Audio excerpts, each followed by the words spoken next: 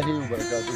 ستړي مشئ ملګرو، په خیر له امید لرم چې ژوندي به یې، خوشحاله به یې او زما د نوي غزل به تاسو انتظار کوئ. ښاد او آباد او بریالي اوسئ.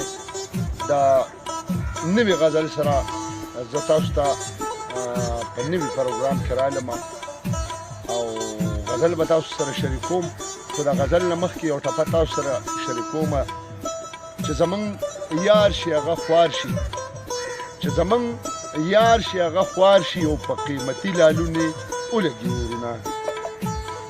غزل دې تاسو ته ډالۍ وي چې نه د جانان نه د جهان شومه زه، نه د جانان نه د جهان شومه زه، د بېوسۍ دغه ارمان شومه زه.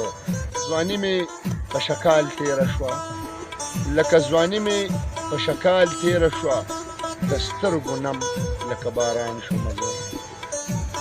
ما لاسنیوه د خپلو ستاس کړې ده، ما لاسنیوه د خپلو ستاس کړې ده، اوس د شعرونو ترجمان شومه زه.